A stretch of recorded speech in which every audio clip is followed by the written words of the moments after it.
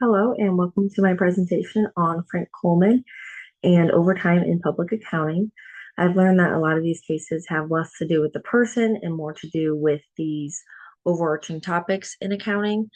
This one is focused on overtime, especially in public accounting, which public accounting is oftentimes known for. So this is the beginning of the case, a little excerpt. It basically is just showing that a lot of these cases start out with the same long hours, wife at home. They're trying to make this more of a real life situation to display that this is a real time topic. There's lots of overtime, high turnover in this case, and some of the others. There's an overly optimistic schedule, so they're behind on schedule. Stress is high. It sets the scene, but ultimately, this case is talking about overtime, and it talks about the the case of Frank and how he was working overtime, but then it also cuts to a lot of the big four accounting firms being named as defendants, being sued for not paying overtime for lower level employees. And the question of it all is, are these employees exempt from getting paid overtime? So it talks about the FLSA, the Fair Labor Standards Act. It's enacted in 1938 to regulate laws on labor, such as minimum wage, child labor, overtime.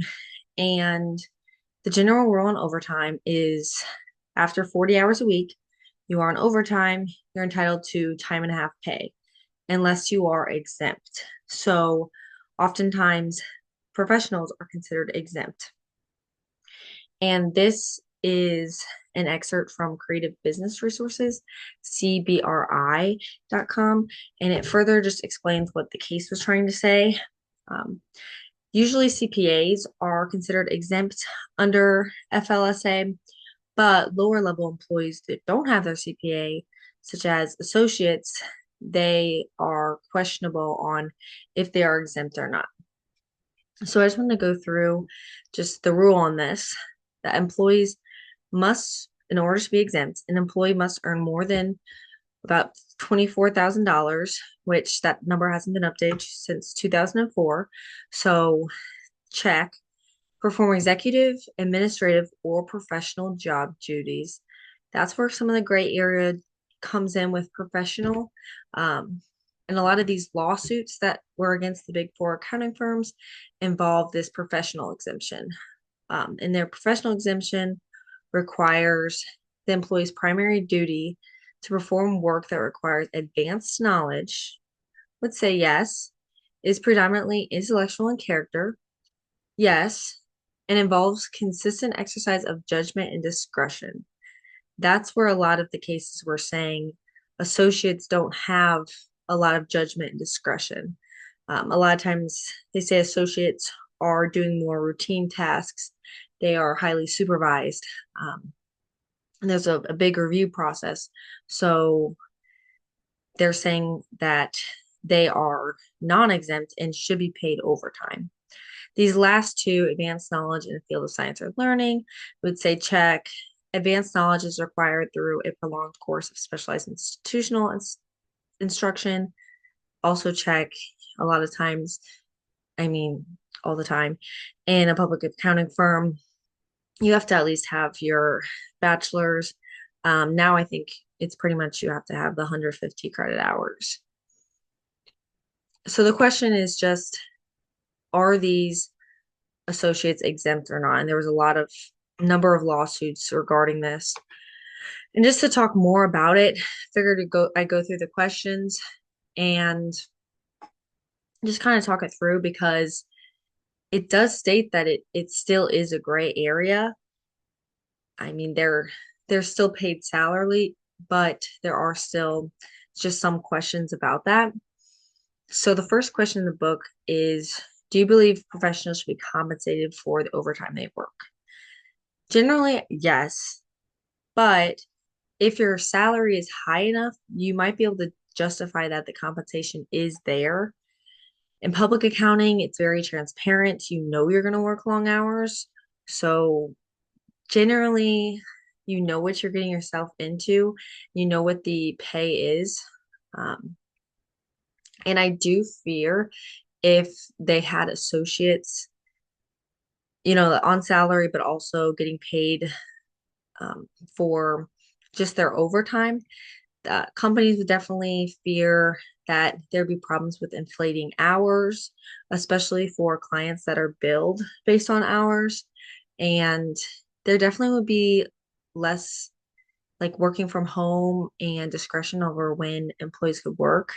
It would definitely have to be more strict on that.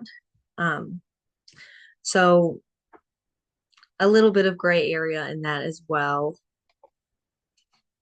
And this question talks about the key litmus tests in many of these lawsuits were filed against accounting firms is whether employees below the position of senior, so basically associates, have the ability and authority to exercise independent discretion and judgment, which is what we saw earlier and I talked about. In your opinion, do auditors below the level of senior exercise independent discretion and judgment? I think that you could make an argument both ways. I want to say yes because you do all the tasks of discretion and judgment, but it is reviewed and it's in a controlled environment.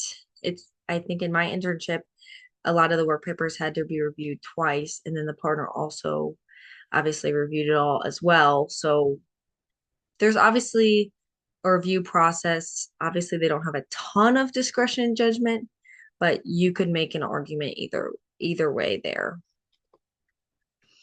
And then the last question is just about if overtime policies would influence my job choice. So I would say yes.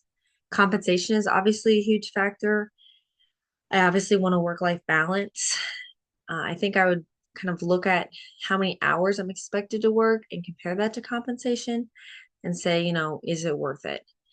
Um, at the same time, I'm going to try to avoid burnout and do what's best for me in my career.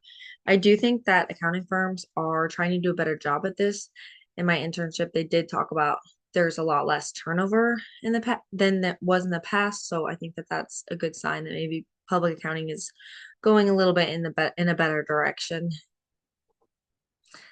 So that's kind of my discussion on overtime in public accounting. This is obviously a big topic in accounting in general.